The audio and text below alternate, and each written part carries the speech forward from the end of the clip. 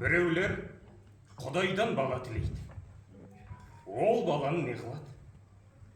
Өлсем, орнымды бассын дейді. Артымнан Құран оқысын дейді. Қартайған күнімде асырасын дейді. Осыдан басқасы бар ма? Балам, орнымды бассын деген не сөз? Өзіңнен қалған дүние иесіз қалар дейсің бе? Қалған дүниенің қамын сен жемек бе едің? Өліп бара жатқанда өзгеден қызғанып айтқаның ба? Жоқ әлде өзгеге қимай тұғын, сенің не қылған артықша орның бар еді? Баланың жақсысы қызық, жаманы күйік. Не түрлі боларын біліп сұрадың? Дүниеде өзіңнің көрген қорлығың аз болды ма? Өзіңнің қылған иттігің аз болды ма?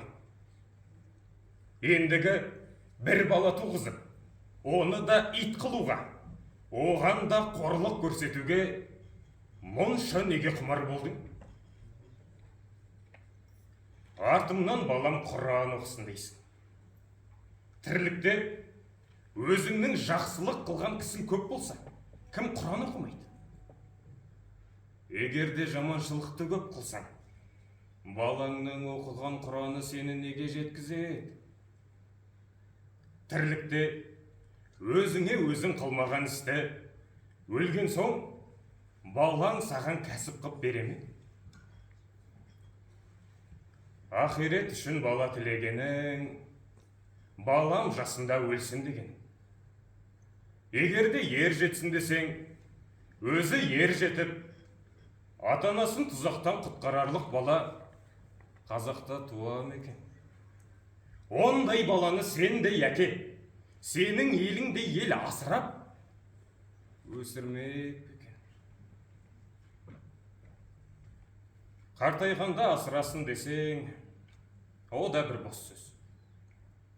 Әуелі, өзің қаруын қайтарлық қартаюға жетемісің жоқ па? Екінші, балаң мейірімді болып, асырарлық болып туа ма жоқ па?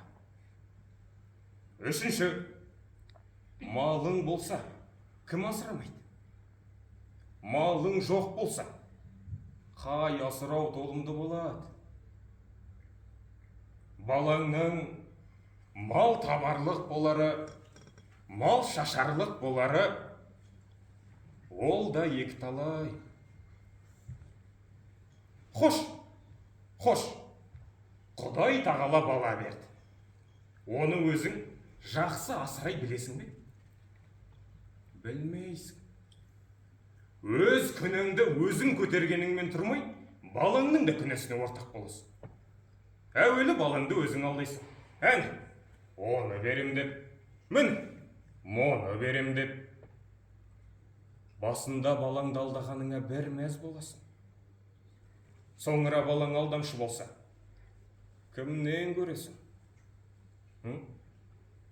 Боқта деп, біреуді боқтатып, кәпір, қиянқы, осыған тимеңдерші деп оны мазаттандырып, әбден тентектікке үйретіп қойып, сабаққа бергенде молданың ең арзанын іздеп, хат танса болады деп, қу, сұм бол деп, пәленшенің баласы сені сыртыңнан сатып кетеді деп, тірі жанға сендірмей, жат мінез қылып, осыма берген тәлімің, осы баладан қайыр күтесің бе?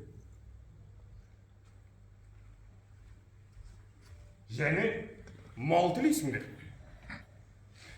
Неге керек қылайын деп тілейсіңдер? Әуелі Құдайдан тілеймісің? Тілейсің. Құдай берді, бергенін алмайсың.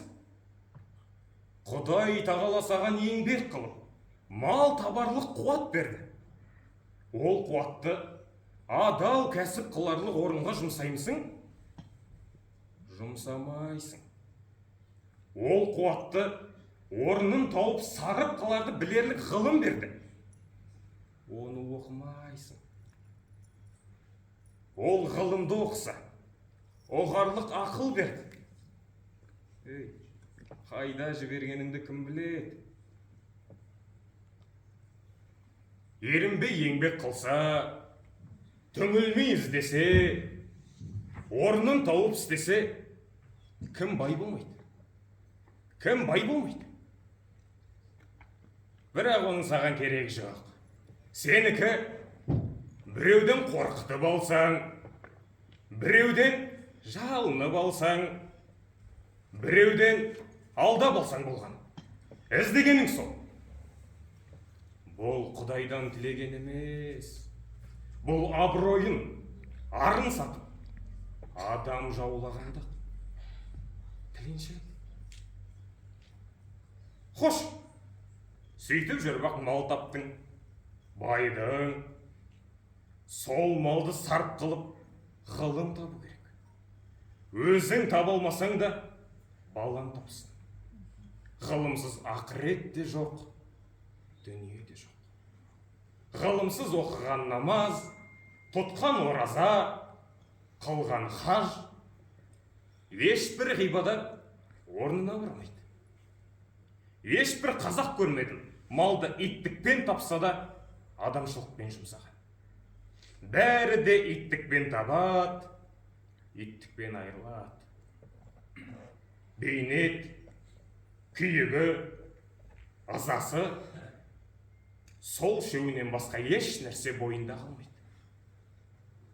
Барында баймын деп мақтанады, жоғында маған да кезінде мал бітіп ет деп мақтанады. Кедей болған соң тағы қайшылық.